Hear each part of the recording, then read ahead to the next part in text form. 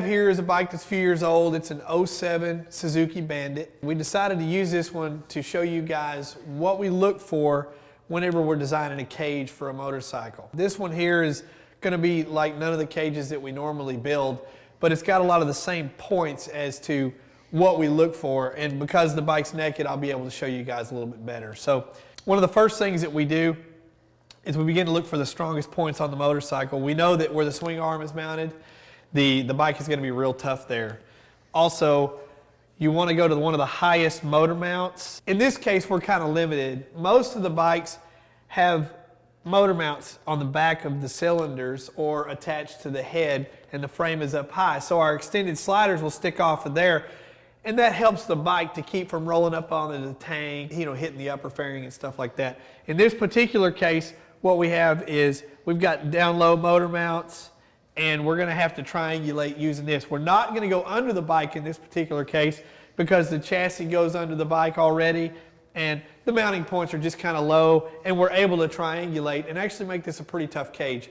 Let me show you something over here. In this case, the upper motor mount that we're going to use is right here. We're going to use the chassis of the motorcycle because this frame is actually really strong. We can mount our piece right here. We're going to use the factory bolt to hold it on. We're going to have another plate right here that bolts onto this factory bolt that our cage is going to weld to. The other motor mount we're going to use is right here. So this one here, what we're going to do is we're going to try to go in between here so that the chassis actually takes a large part of the shock. It's going to distribute it between the three chassis points, but we don't want to hang it down too low because if you hit it real hard, it'll try to lever the bolts out of the holes. So what we want to do is we want to use half of this if we can.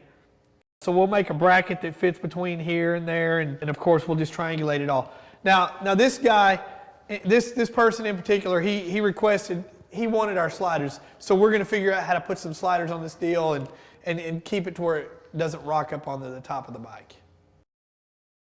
Okay, on the left-hand side of the motorcycle, it's a little bit different. Now, we have this motor mount that's over here, but we can't use it because we've got radiator hoses in the way. So there's several things that we look at when we're building the cage. Number one, we don't want it in the rider's way. Number two, you need to be able to bolt it on and off really easy.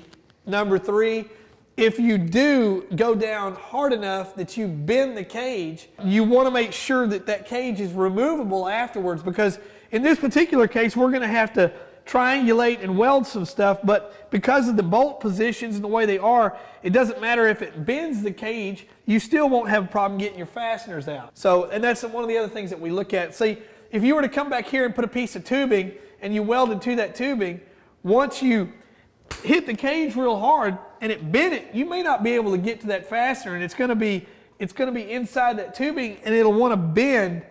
You see what I'm saying? Like when you try to take something out, it's going to want to bend it and going to want to rotate this whole assembly, and you can't do that. We want to make sure that we don't run into those kind of problems. So on this particular side, we've got radiator hoses that we've got to shoot in between, and we don't want to be up against anything because you don't want it to rub holes or anything like that. So we're going to make sure that we build a plate that goes between these two solid motor mounts, and it's also on the main frame. So it's one of the strongest points on the motorcycle. And also over here, we're going to connect to the the swing arm bolt. We're going to do the same thing on this side that we do the other side in this position. We're going to go in between these two bolts. We're going to build a bracket to where it catches half the chassis and half of it not. That way you've got something solid for it to be up against, and it won't lever bolts out of the holes. Okay, so we've decided what we're going to do. Greg and I are just going to go put it together. We're going to use these 3 points on the bike. Remember, not getting in the rider's way, easy installation and taking it off if you need to, lightweight, good looking, and all of those things.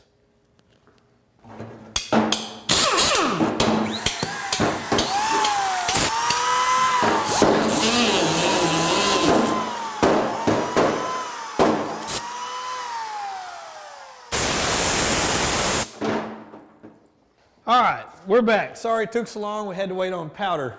We've gotten really lucky on this deal as well, because what we're going to do is we're going to be able to use the stock fasteners on this. That's good for all of us. We're going to go ahead and install this cage, and we'll see what it looks like. One of the other things that we check when we're doing this stuff is we also have to verify all the bolt links, and in this case we got really lucky because The chassis are actually hollow, and so it's a blind fastener that's welded onto the to the chassis itself, to the frame. So the hole goes all the way through, and they put longer bolts in than they needed to from the factory. So it worked out great for everybody. Always put the entire assembly on when you can, real loose. That way, you don't have any fasteners trying to bind up on you. Once you get all the bolts and stuff started, then you can start tightening everything up. And on this deal here, we have some spacers that we put in to keep it off of the factory components so that it doesn't scratch anything. Okay, one other thing before we go any further. On the cages that we make, that we run a bolt through the swing arm to hold the side struts, or in this case, the cage on, you want to make sure every time. Now these are grade 8, so they're as strong as we can get. But what you want to do is you want to put a little bit of Loctite on them, and when you run the bolt down, or the nut down, you only want to just tighten it toward the metals bottom out. The idea is that grade 8 is used for shear and not tensile. Now, of course, the rest of the fasteners, you're going to want to go ahead and that's it. We just want to bottom it out, and that's it. Let the Loctite hold it in place. And then, of course, all of the other bolts will go back to the factory specs. And if you're wondering, oh, well, Tim, you said go back to the factory specs. How come you're not using a torque wrench?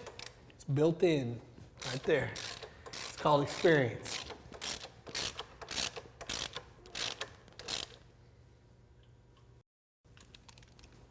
If you listen real close, you can hear my arm clicking. Okay, so what we've had, is totally different. Obviously, we don't go onto the chassis. The sliders aren't attached to the main frame. We're mounted to the strongest points of the motorcycle. You can see the rider's got plenty of room. If in case something happened, he got into an accident, this isn't going to be in his way. We were able to put some sliders on here that are going to be functional and look really nice. I hope the guy likes it. He has no clue what we built for him because we didn't have any clue what we were going to do when we got started. So there you go. There it is. We normally don't do these kind of bikes. I've really never even been asked to do one of these before, and I guess because they're not one of the most popular ones for doing freestyle or anything on. But remember that a cage just isn't for freestyle. It's for protecting your investment. And also, we went ahead and made a second one of these cages so that we can pull a jig. So if you guys have a Bandit and you need a cage for it, we've got them mocked up. The only difference is they're not going to have this extended slider on them. So I really don't feel like it's necessary. This guy just wanted one, and so we made him, customer's always right? So there you go, man. See y'all later.